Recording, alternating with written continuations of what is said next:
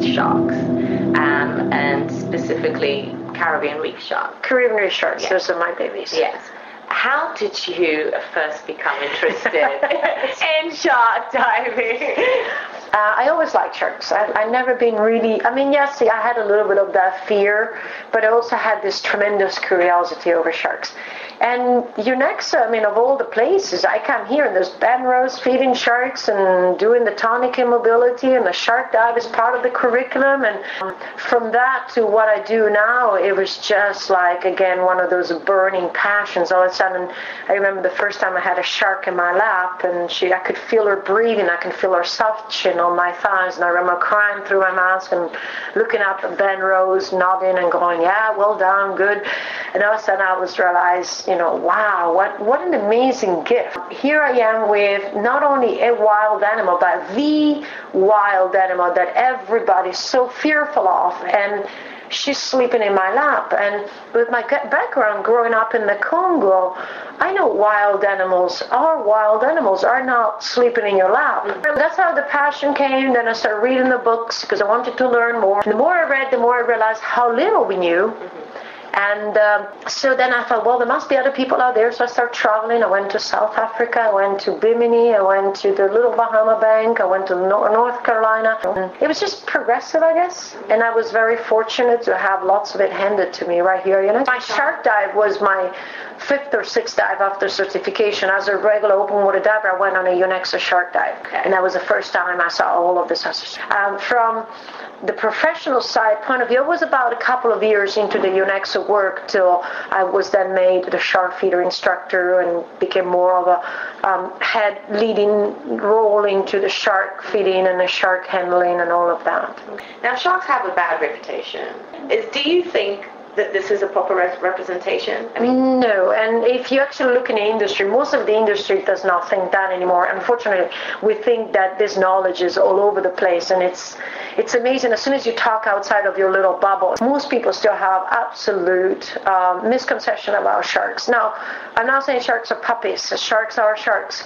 But there is a huge difference between what is portrayed in Hollywood and what real sharks are. Especially here in the Bahamas, we're so fortunate. We have so many kinds, and so many of them we can freely swim with, scuba dive with, without any risk. So no, the reputation is definitely not deserved, and it has to be changed in order for the Bahamas, the world, the oceans to survive. So you're well renowned in shark diving world for your care and understanding of these sharks. Yes, I am. The reef sharks and tonic immobility. Can you tell us a little bit about that and how?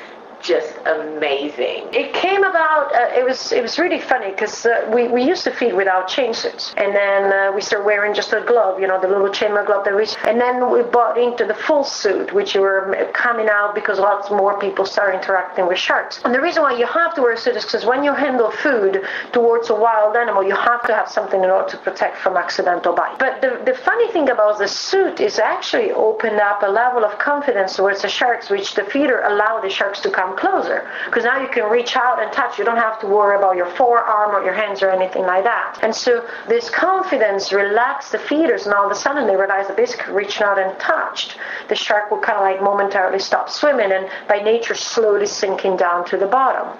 And so at first it was kind of like a tentative touch and a little bit of a patting, and that's what Ben will do and all of that.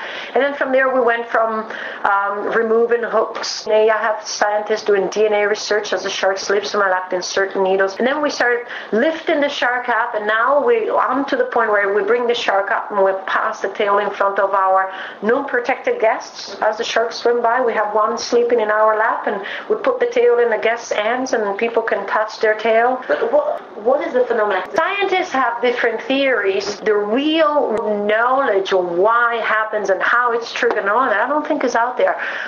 It is considered either a defense mechanism, it is considered a sexual behavior where the female, when is in final state of accepting the male as a partner, she will go into tonic immobility to facilitate the basically event.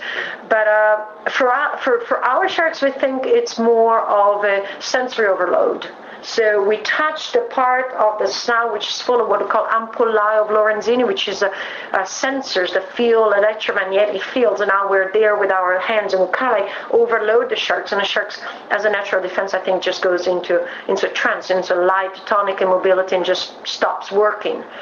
But we know for sure their senses work because the eyes move if we come too close with the hands. They keep breathing. If I put a fish in front of their nose as they're sleeping, they wake up. How long can it go on for? Is it 30 seconds to several minutes. I had several females for several, 6, 7, 8, 9 minutes. Especially at the end of the day when all the divers go, I put one to sleep and I just sit there and I pat her forever till it's time for me to go.